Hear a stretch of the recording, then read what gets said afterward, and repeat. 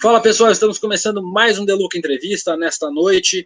Eu vou avisar para vocês logo de começo, o programa de hoje é gravado, ou seja, está sendo transmitido ao vivo, mas foi gravado em outro dia. Eu estou me recuperando de uma cirurgia que eu fiz na última quinta-feira, dia 21, e logo mais estou de volta com programas ao vivo todos os dias, mas enquanto isso, eu deixei alguns programas gravados para vocês aqui terem acesso a outros entrevistados fantásticos que eu vou trazer durante essa semana. Como o entrevistado de hoje, um entrevistado que eu queria trazer há muito tempo, meu amigo de Twitter, de redes sociais, eu vou entrevistar o vereador da cidade de Recife, o Ivan Moraes, do PSOL. Ivan, boa noite, obrigado por ter aceitado participar aqui do Deluca Entrevista. Eu já vou começar com uma pergunta. Você é de Recife, você tem até uma visibilidade bacana nas redes sociais, mesmo para outros estados, mas eu queria que você se apresentasse para o resto do público, do resto do Brasil, que não sabe quem é você, quem é o Ivan Moraes e como é que o Ivan Moraes chegou a ser vereador aí em Recife. Boa noite, Ivan. Beleza, William. Antes de mais nada, vou logo lhe agradecendo pela conversa e lhe desejando boa recuperação.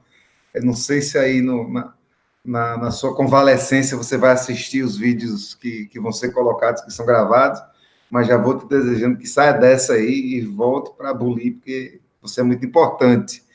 Eu sou o Ivan, né? Eu sou comunicador, eu sou mais um indignado, eu sou mais um que não está contente com a política, eu sou mais um que sonha com um mundo mais bacana, mais justo. Eu caminho pela esquerda, caminho pelo campo progressista, acredito na necessidade de a gente combater privilégios, inclusive os meus, acredito na necessidade de a gente participar da política. Assim, durante 15 anos fui...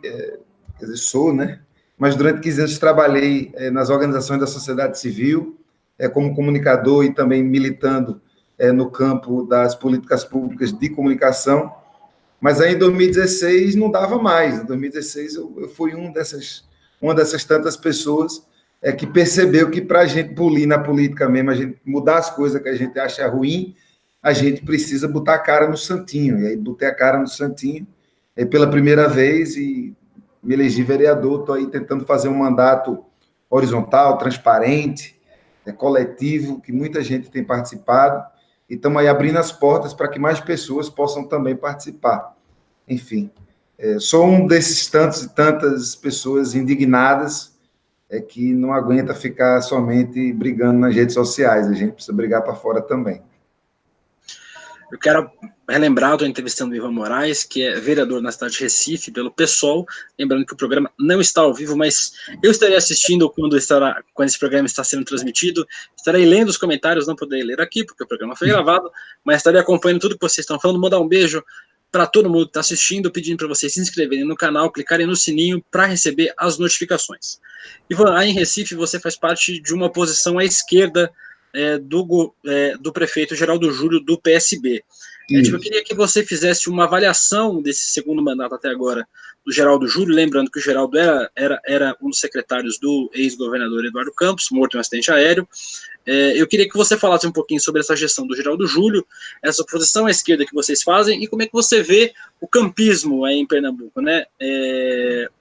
Eles elegeram agora o João Campos, o filho do Eduardo Campos, como deputado federal, mas se você vê que há um enfraquecimento no campismo, né? Eles conseguiram, obviamente, eleger por 2 mandatos o governador, que foi reeleito agora, Paulo Câmara, e o Geraldo Júlio, prefeito de Recife, mas se você vê que esse fenômeno tem perdido força aí em Pernambuco. Primeiro é preciso que a gente procure entender como é a conjuntura pernambucana, né, diante do quadro atual. Pernambuco é um estado diferentão, porque aqui a gente tem, tanto no governo quanto na prefeitura, partidos que tradicionalmente sempre foram da esquerda, mas que fazem um governo com características de governo de direita. A gente tem o PSB e o PCdoB no governo, tanto no municipal quanto no estadual, e agora, recentemente, o PT, que estava até o ano passado na oposição, também está na situação, tanto no estado quanto no município. Então, é um estado diferente, é um lugar complicado. Assim, Eduardo Campos foi muito hábil quando ele coligou com praticamente todas as legendas que existiam. A chapa que elegia Eduardo, quando ele foi eleito governador, era uma chapa que tinha praticamente todos os partidos, todas as legendas partidárias. Então, compõe o governo, esses partidos são tradicionalmente, em tese, do campo da esquerda, mas também compõem a nata do fundamentalismo religioso, por exemplo, está lá no governo, como várias pessoas que historicamente sempre caminharam para o lado direito, também estão na base de sustentação do governo, tanto Geraldo Júlio no município, quanto Paulo Câmara no estado. Inclusive no próprio PSB, pessoas que vieram de outros partidos, mas que acharam no PSB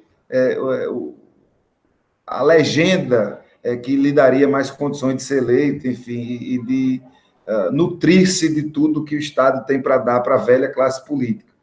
É uma bancada muito grande. Na Câmara, até o ano passado, eles contavam com 32 vereadores na base, de 39. Nós éramos uma oposição de 6 pessoas, e tinha um, que é um vereador do PSDB, que se nomeava independente. Esse ano já teve uma mudança, e é curioso que as fraturas ao campismo, elas não vêm do nosso lado, principalmente. Elas estão vindo dos setores mais à direita mesmo. Então, o PSC, que aqui é controlado pela família Ferreira, que tem vereador, deputado, prefeito, já agora de Jaboatão, tem deputado federal, é um grupo que vem se fortalecendo, ligado a uma igreja evangélica também. E aí é importante que eu queria dizer logo isso do começo, viu, William? Assim, a gente não pode cair na conversa de achar que o povo evangélico, o povo cristão é nosso adversário. Não é. Os empreendedores da fé alheia é que são. É a galera que se pega nas igrejas, se pega na religião para disputar poder e dinheiro, esses são nossos adversários. Então, A gente tem entrevistado, inclusive, aqui muitos pastores progressistas, o pastor José Barbosa fala aqui com frequência. A gente tem conversado bastante com esses outros pastores, né? A gente precisa pensar esse campo evangélico de forma mais ampla, né? Claro, e uma parte significativa do povo evangélico é progressista. É o povo que sente na pele as dificuldades do dia a dia, é o povo negro, é o povo LGBT, é o povo pobre. Não tem como você tirar essa rapaziada da discussão. Mas, enfim, o PSC, que até anteontem andava de mãos dadas com o Eduardo Campos, com o Geraldo Júlio, com o Paulo Câmara, rachou, provavelmente vislumbrando nesse recrudescimento do conservadorismo no Brasil, uma possibilidade de também disputar a Prefeitura do Recife no ano que vem. Então, é um racha muito mais pragmático do que programático, mas que já se deu. E aí, o que é que acontece? A oposição na Câmara, tanto na Câmara quanto no governo, esse fenômeno aconteceu nas duas casas, na Assembleia e na Câmara do Recife. A oposição cresceu muito, mas ela cresceu para o lado direito, ela não cresceu para o lado esquerdo. E colocou alguns mandatos, como o que eu represento, como também o do vereador Rinaldo Júnior, o vereador Jaime Asfora, que está sem partido, colocou a gente numa enrascada. A gente continua na oposição, porque nessa conjuntura nós não temos condições de formar com a base do governo, porque não é uma base de um governo que se pretende à esquerda, não é um governo que dá sinais à esquerda, não é um governo que executa políticas à esquerda, embora tenha partidos nominalmente de esquerda, e a oposição hoje ela é majoritariamente uma oposição conservadora, fundamentalista, enfim, do campo que se alinha muito mais com o governo Bolsonaro, por exemplo. E aí a gente fica numa situação, embora complicada, mas uma situação em que a gente não pode deixar de estar. A gente precisa puxar esse governo e essa prefeitura para acordar, para usar um termo que os evangélicos usam, para acordar para Jesus.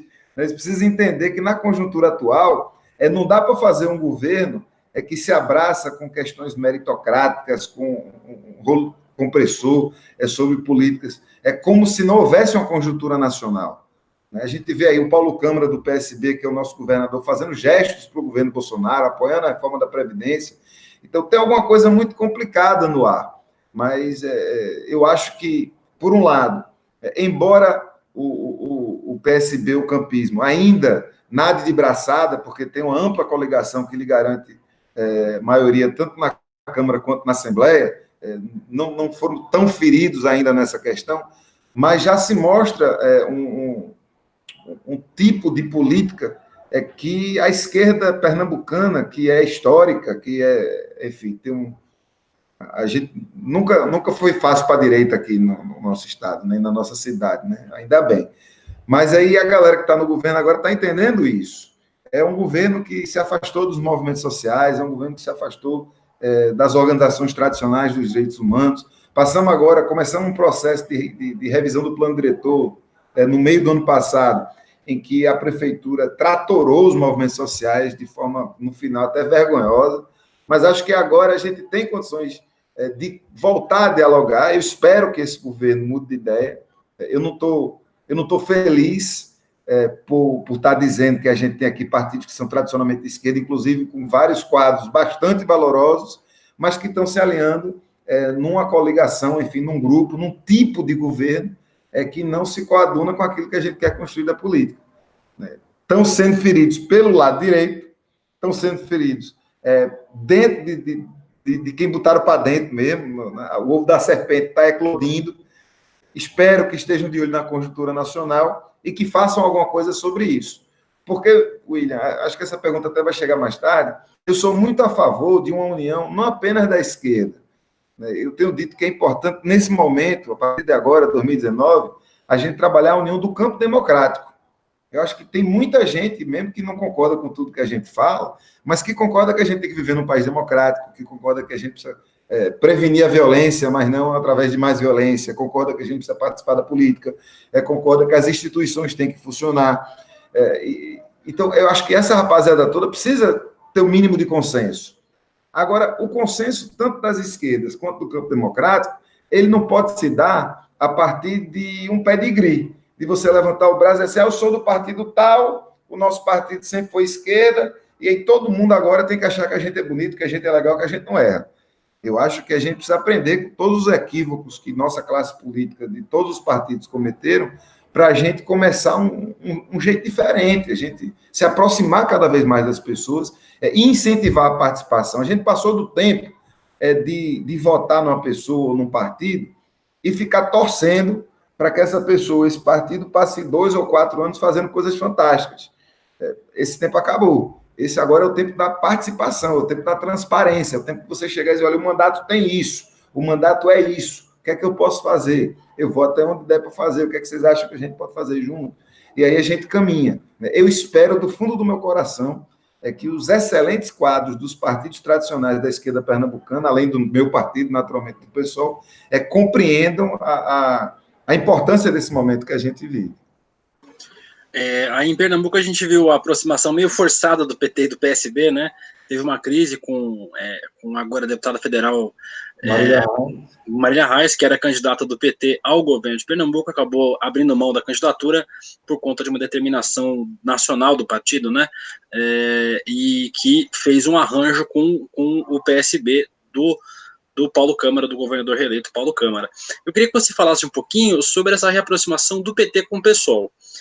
Na época da prisão do ex-presidente Lula, você chegou a ser criticado por não ter se posicionado, acho que de forma tão enfática em relação à prisão do ex-presidente, mas depois, no processo eleitoral, a gente viu que os partidos se aproximaram muito, né? O Guilherme Boulos e o Fernando Haddad, candidatos do PT e do PSOL, hoje falam mais ou menos a mesma voz, assim, né? Tem mais ou menos a mesma linha de atuação.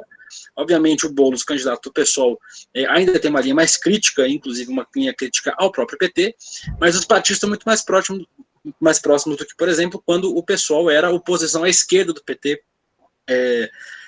na presidência, como, por exemplo, quando a Luciana Genro foi candidata do PSOL à presidência. Eu queria saber como é que você vê essa reaproximação do PT com o PSOL, que é uma dissidência do próprio PT, e se você acha que ela pode se expandir em outros lugares agora, pensando nas eleições de 2020, as eleições municipais que se avizinham agora em 2020, queria saber se você pensa que isso é possível em outros lugares do Brasil, especialmente em Recife, aí é um pouco mais complicado, já que o PT se aproximou com o PSB, mas se você vê que isso é uma possibilidade. Veja, eu tenho visto com bons olhos, não apenas a aproximação do PT com o PSOL, eu tenho visto com muitos bons olhos a fase em que o nosso campo está vivendo. Assim, a gente está muito triste, é verdade, a gente está muito indignado com o governo Bolsonaro, é verdade, com o jeito com que essas eleições aconteceram, é muito verdade, mas a gente se apega também nas coisas boas. A gente tem uma bancada, e o pessoal tem uma bancada que praticamente dobrou, e dobrou com uma qualidade espetacular, uma bancada paritária, uma bancada de pessoas e mandatos, que não são só pessoas, que fazem política de uma forma diversa. Então, é importante que outros partidos, que outras legendas percebam isso, que não tem só no PSOL, que tem em outros partidos também. A gente não é o dono do Partido Imaculado, mas eu acho que tem lições a serem aprendidas por outros partidos também. Né? Vejo com bons olhos a aproximação do PT, vejo com bons olhos a aproximação de outros campos, do próprio PSB nacional, chegando perto dessas legendas, desses partidos, entendendo que se precisa fazer um bloco que lute pela democracia e, pelo menos nesse momento de ataque, pelo menos pela manutenção dos direitos. Eu acredito que quem gosta de ver seriado na televisão, tem um seriado que eu gosto, que é Os Vikings. E os Vikings, às vezes tem um episódio que eles chegam numa praia deserta na Inglaterra, eu acho, e eles estão lá com seus escudos, enfim, com suas espadas, e quando eles menos percebem, vem assim uma cavalaria, uma puta cavalaria, assim, cheia de arma, cada arma poderosa, gente pra caramba. E aí os Vikings dão um grito assim, agora o escudo, aí se pega tudinho aqui no escudo, e eles seguram a onda, levam flechada, levam o cacete todo lá, mas com os... olhando um para a cara do outro, um abraçado no outro, e com os escudos para cima, fazendo sua defesa, esperando com paciência o momento de atacar. No final, eles atacam e ganham. Spoiler. Essa batalha. Eu acho que o nosso campo, o campo democrático, progressista, para quem não gosta de falar da esquerda, mas o campo da esquerda, o campo que quer uma melhor divisão da riqueza que o país gera, a gente está na hora de ficar colado. E aí é preciso que isso seja feito. E esse colamento não se faz com conversa. Isso não se faz dizendo, eu sou de esquerda, ninguém larga a mão de ninguém. Isso se faz na prática. Então, eu me ressinto um pouco da conjuntura local, porque eu sinto falta dessa prática nos partidos tradicionais da esquerda. Quando eu vi o PT junto com o PSOL, junto com o PSB, a turma se organizando, não vamos votar todo mundo em frente, mas vamos fazer um bloco, porque a gente tem a reforma da Previdência para barrar, né? A gente tem aí a lei antipobre do ministro Moro, que vai multiplicar por não sei quantos a quantidade de gente que é assassinada pelo aparelho coercitivo do Estado. A gente tem que colar mesmo. E precisa chegar mais gente, precisa chegar o pessoal do PCdoB, precisa chegar o pessoal do PDT, deixar dessa frescura de, porque Ciro vai fazer a disputa, como se a disputa que está acontecendo agora fosse a disputa de 2022. A gente não está em 2022, a gente está em 2019. E a gente está pequeno, a gente está perdendo. Então, é preciso que a gente reconheça, primeiro, reconheça a derrota do ano passado, que nós sofremos nacionalmente, né? Por mais que seja uma vitória deles, mas uma vitória com base em notícia falsa, com base em caixa 2, mas, de todo jeito, foi uma derrota nossa. A gente precisa admitir essa derrota, a gente precisa estar junto, porque senão a gente vai ter derrotas a cada dia. Então, fico contente pra caramba quando eu vejo os partidos de esquerda no nível nacional se abraçando, levantando os escudos e percebendo que a gente tem uma luta em comum pela frente. Acho que precisam chegar mais partidos nacionalmente e gostaria de ver esse tipo de prática se multiplicando sim nos municípios e se refletisse na eleição de 2020. Infelizmente, na conjuntura onde eu vivo, na cidade onde eu vivo, que é o Recife, eu não vejo isso com chance de acontecer. Primeiro, porque o PSB, para conquistar o poder, ainda no tempo de Eduardo Campos, fez uma mega aliança com todo tipo de gente. Então, a nata do fundamentalismo religioso hoje está dentro da Prefeitura do Recife, tomando conta, inclusive, da política sobre drogas, tomando conta da política de direitos humanos, que são políticas que a gente precisa manter os conservadores afastados, porque não agregam, porque não trabalham no campo da ciência, trabalham no campo da fé, e é muito bem-vindo o campo da fé nas igrejas, mas não no poder público, né? E está mancomunado com a direita, está mancomunado com todo... Enfim, é um tipo de coligação que eu não me sentiria à vontade de participar, que eu não me sentiria à vontade de chamar ninguém para participar, que as organizações da sociedade civil que guiam a caminhada do mandato que eu coordeno, jamais aceitariam uma coisa dessa. Então, o que eu gostaria no mundo de Alice, assim, enfim, no mundo em que eu digo como as coisas acontecem, elas de fato acontecem, que esses partidos se descolassem dos fundamentalistas que hoje dão base de sustentação aos seus governos e passem a fazer, tem 2 anos para isso, né? E passem a fazer governos que se adequem ao nosso campo, governos que transparecem nas práticas aquilo que a gente defende. Não adianta você dizer que é de esquerda se a tua política sobre drogas privilegia a comunidade terapêutica em vez dos CAPs, por exemplo, que é onde a política sobre droga tem que acontecer. Não adianta você dizer que é de esquerda, se você faz um processo de plano diretor, que é um processo que, por lei, precisa ser amplamente democrático, tratorando sociedade civil, fazendo em 4 meses uma discussão que era para ser feita em 1 ano. Não adianta você dizer que é de esquerda, quando você aqui está coligado com os grandes defensores do mercado imobiliário, por exemplo. Então, ou mesmo com as indústrias de swap, que cometem crimes ecológicos, ambientais o tempo inteiro. Então,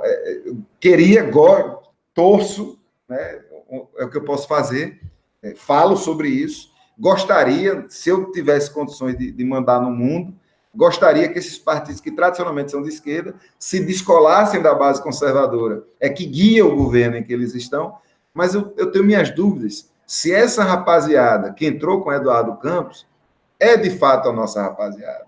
Eu preciso ver eles fazendo coisas diferentes do que eles estão fazendo. Deixa eu aproveitar, pessoal, para agradecer que todo mundo está assistindo. Lembrando, este programa está ao vivo aí para vocês, mas foi gravado. Eu estou por uns dias aí fora de combate por causa de uma cirurgia que eu fiz, nada muito grave, uma cirurgia bariátrica, rapidinho estou de volta, recomendação médica, uma semana fora. Logo eu estou de volta com programas ao vivo, agradecendo todo mundo que está assistindo. Sei que a audiência está muito boa, o Ivan é um cara muito bacana, sei que o chamado dele nas redes sociais também vai fazer com que a audiência desse programa bombe ainda mais. Aproveitando e pedindo para vocês se inscreverem no canal, clicarem no sininho para receber as notificações. Quem puder ajudar, seja membro aqui do nosso canal, tem um quadradinho azul aqui embaixo, seja membro. Eu estou perdendo a sua pergunta. Oi? Tipo, você não estava ouvindo, não? Não, eu perdi a pergunta. Não, mas eu estava só fazendo um merchan aqui do nosso canal. Massa. E pedindo para vocês, quem puder ajudar ainda mais, vire um assinante solidário, brasil247.com.br/apoio. A gente só existe graças à colaboração de vocês. Eu quero aproveitar que você falou sobre essa união desses campos de esquerda, desses campos progressistas. O PSOL é um partido que acabou se tornando protagonista agora, especialmente na Câmara dos Deputados, mas ainda é um partido pequeno. Nacionalmente, o partido patina ainda, né? Tem vereadores, tem deputados estaduais, mas é um partido que nacionalmente ainda patina, depende muito dessa influência do Rio de Janeiro. O Rio de Janeiro agora conseguiu dobrar a sua bancada federal do PSOL. O partido conseguiu eleger alguns nomes de outros estados agora, no Rio Grande do Sul, por exemplo, elegeu um nome em Minas Gerais, mas o partido nacionalmente ainda patina bastante. Eu queria saber o que você tem pensado em relação a isso. Por que o pessoal ainda não conseguiu se colocar como um partido, como uma opção progressista nacionalmente, né? Já que o partido ainda depende muito de vitórias meio esporádicas, assim, o que outros partidos do campo progressista, mais ou menos dependendo da cidade, o PSB, o PDT, o PCdoB, tem mais vitórias nesse sentido. O que falta para o pessoal conseguir alcançar esse protagonismo nesse campo? Mas se eu soubesse essa resposta, estava bem, viu? Essa é uma pergunta boa. Eu vou responder, mas eu vou dar uma voltadinha que eu percebi que eu pulei uma pergunta que você fez e que é importante.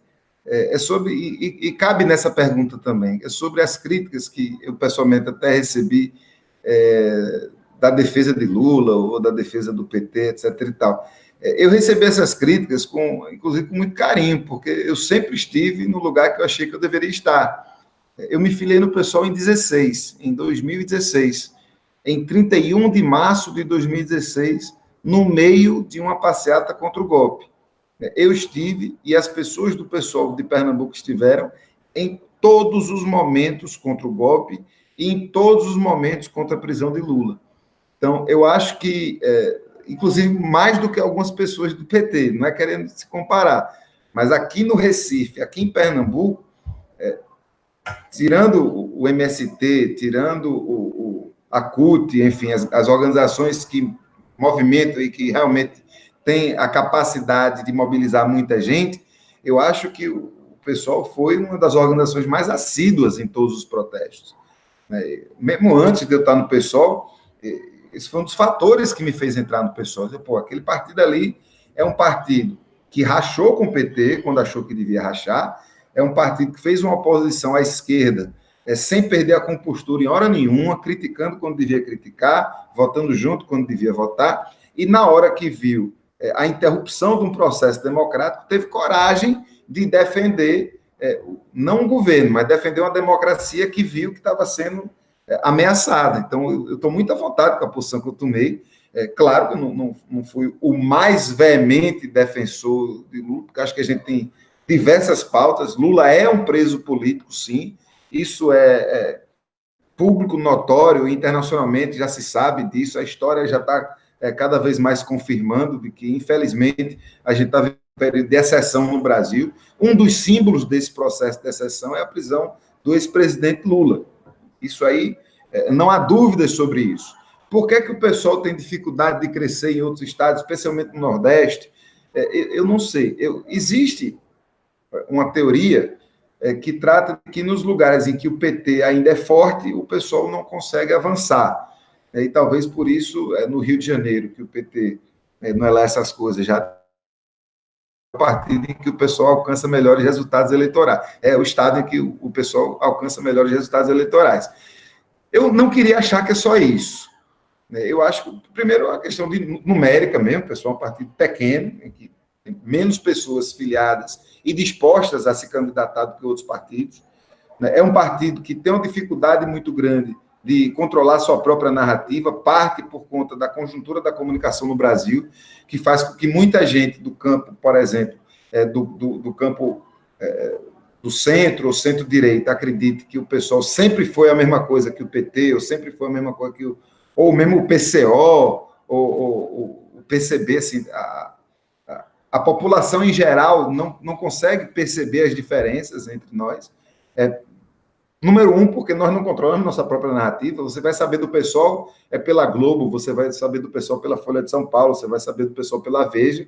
Isso não traduz o que é o pessoal. Ao mesmo tempo, é um partido que cada vez mais precisa entender a necessidade de alinhamento político mesmo entre suas diversas tendências, suas diversas correntes.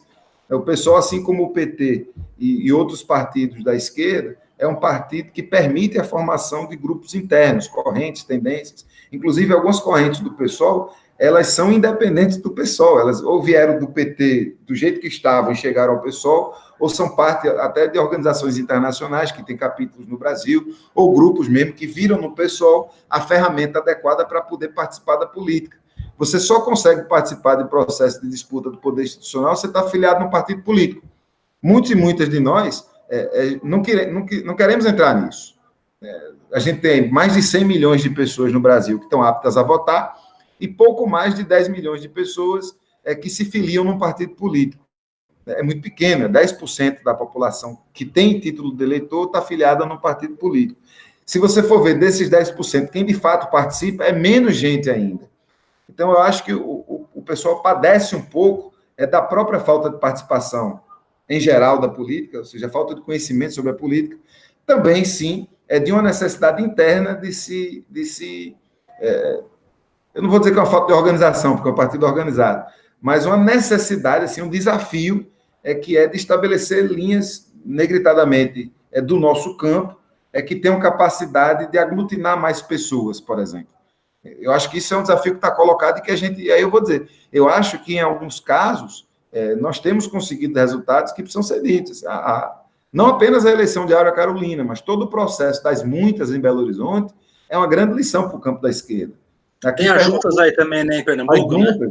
A gente conseguiu eleger aqui as juntas, o primeiro mandato coletivo feminista de deputadas estaduais, que você chega na Assembleia hoje... todos os deputados estão querendo saber o que é que se trata, como é que vai, como é que vem.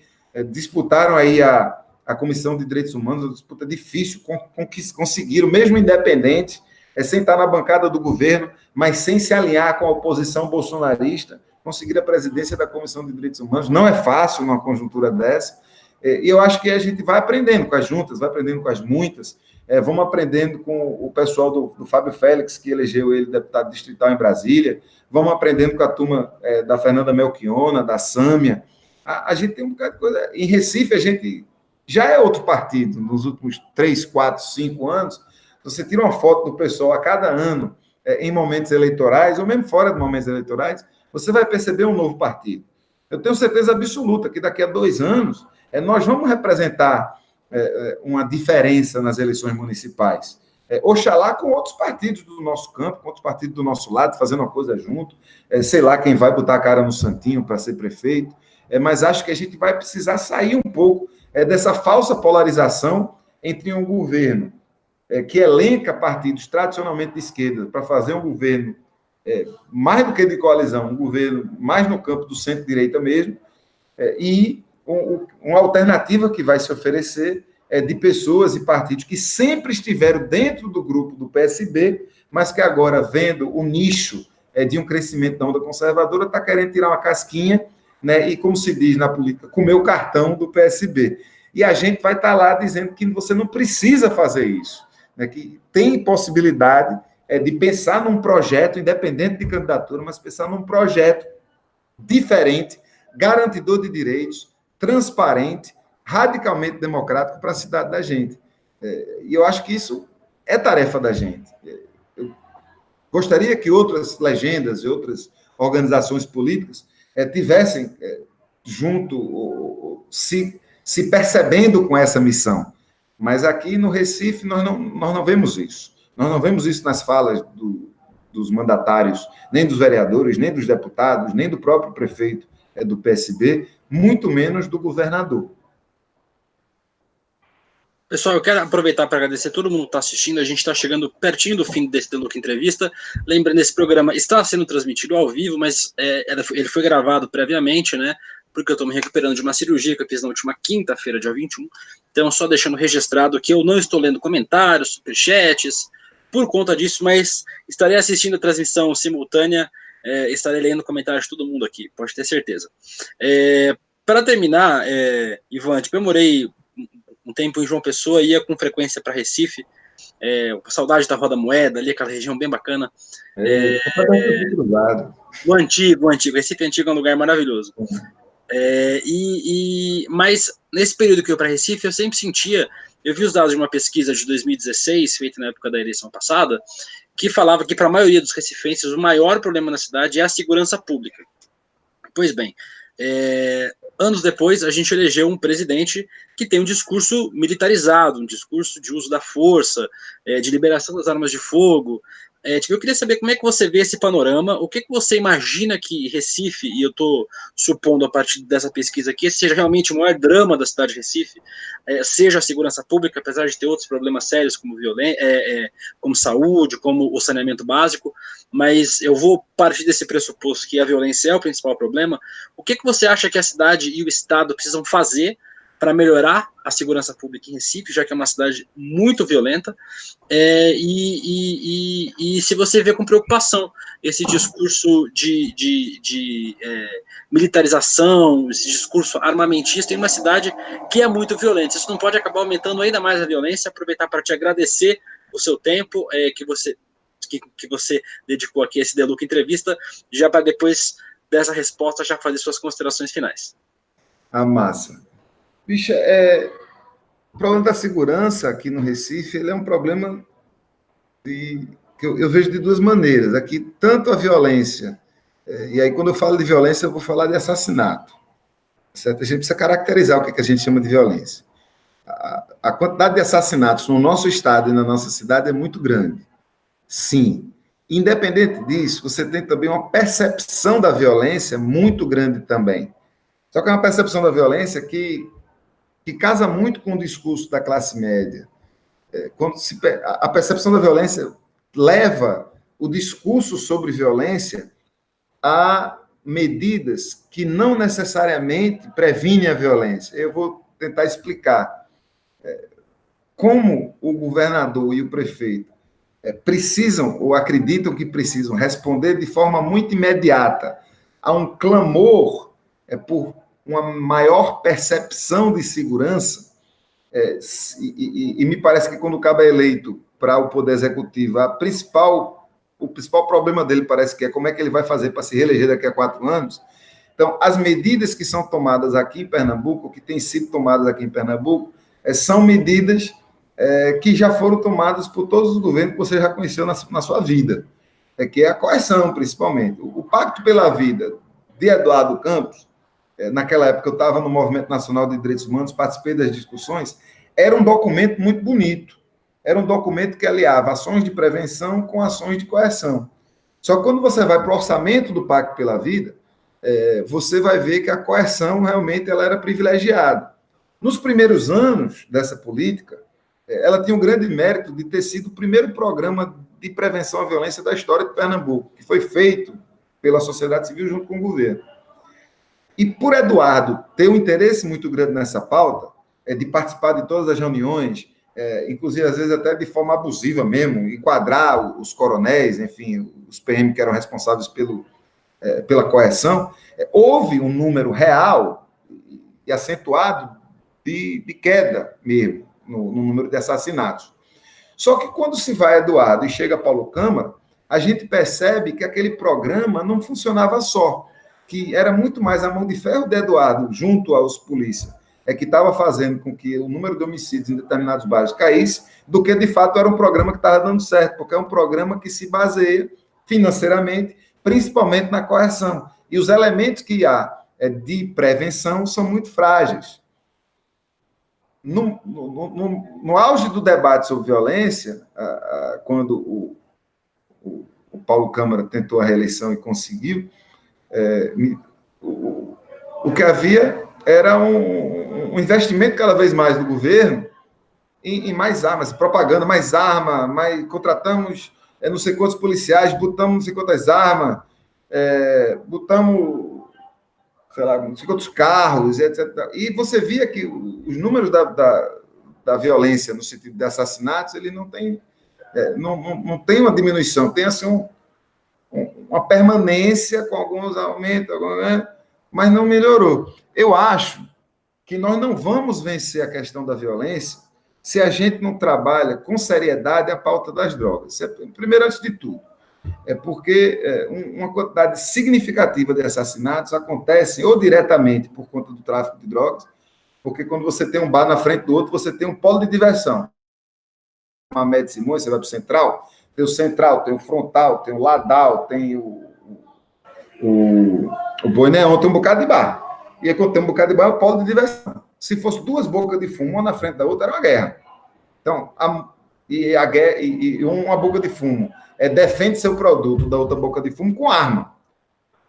Alguns crimes são diretamente ligados ao tráfico, briga por território, cobrança de dívida, etc. e tal. Outros assassinatos, eles derivam do armamento do território. Ou seja, se não fosse necessário tantas armas para defender, por exemplo, as bocas de fumo, menos gente seria assassinada, porque você está com revólver.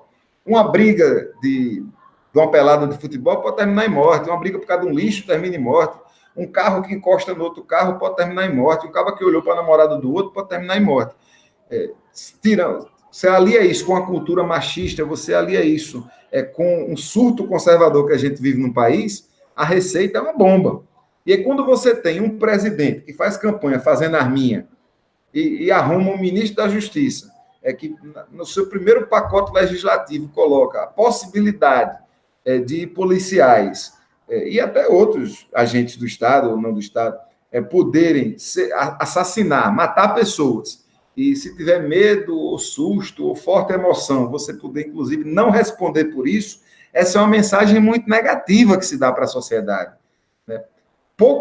Isso já está nas andanças da gente, quando a gente vai para os territórios, as comunidades da periferia, você já vê isso no discurso das pessoas. As pessoas hoje, especialmente as pessoas militantes, as pessoas sem teto, as pessoas que estão em situação de vulnerabilidade, a juventude negra, já está hoje com muito mais medo de morrer do que estava no ano passado.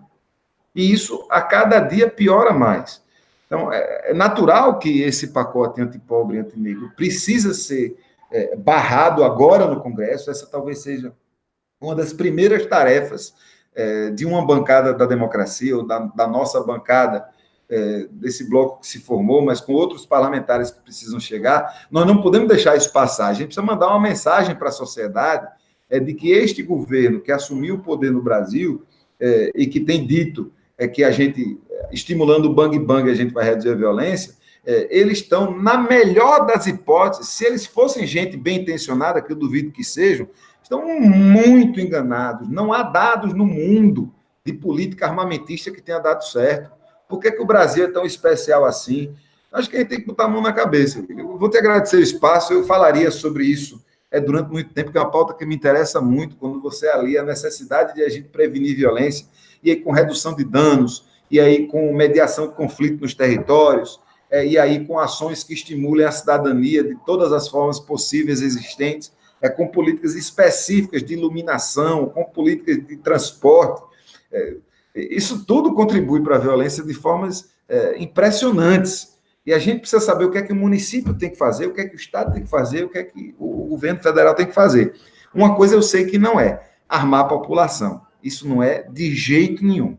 Nós temos policiais suficientes, esses policiais precisam ser bem pagos, precisam ser bem armados, precisam ser bem treinados. Nós não precisamos de mais polícia, nem precisamos de gente civil botando arma nos quartos, achando que vai ser agora o vingador do bairro. Isso não vai ajudar ninguém. Na melhor das hipóteses, a gente vai perder o companheiro que é metido a cavalo do cão, vai acabar levando a bala, vai acabar sendo um pai de família a menos no Brasil e não vai poder mais contribuir com a sua companheira para criar sua família, se companheira ele ou ela tiver, ou mesmo seu companheiro também, porque também, enfim, a maldade atinge todo mundo. Valeu pelo espaço, que massa conversar contigo aqui, conversar com cada vez mais gente, é o que a gente precisa, conversar olho no olho. É massa lacrar nas redes sociais, é massa fazer textão no Facebook, é massa fazer aquele Twitter mais espertinho, mas é muito mais massa a gente ter a oportunidade de conversar com cada vez mais pessoas. A política está uma merda, sim. Eu não estou satisfeito, tem muita gente que não está satisfeita, mas a gente só resolve a parada se a gente meter a cara. É preciso que a gente comece. Você está pensando agora nas eleições de 2020? Começa agora, tem que procurar saber o que é que os partidos estão decidindo. Você acha que você decide as coisas nas urnas? Não decide. Os partidos estão decidindo quem vai para as urnas esse ano e no começo do ano que vem. Então, está na hora, e é agora, de a gente começar a se meter de verdade. Eu fiz isso há 2 anos e agora eu estou feito aquele cabo que casa e chama todo mundo para casar. A gente precisa se meter na política, sim. O não, o baixo astral a gente já tem. Para fazer coisa bacana, para fazer coisa legal, a gente tem que se mexer. Valeu, velho. Valeu, pessoal que está assistindo, viu? Tamo junto. Me procura aí nas redes sociais para a gente trocar ideia. Valeu, Ivan, te agradeço muito. Já está convidado para voltar sempre que você quiser. É só mandar o WhatsApp para mim, a gente marca e a gente conversa sempre que for preciso. Eu agradeço todo mundo que assistiu aqui esta Luca Entrevista. Conversei hoje com Ivan Moraes, vereador do PSOL em Recife. A gente volta logo mais com mais Luca Entrevista. Continue acompanhando a programação da TV 247 aqui no YouTube e também no site brasil247.com.br. Tchau!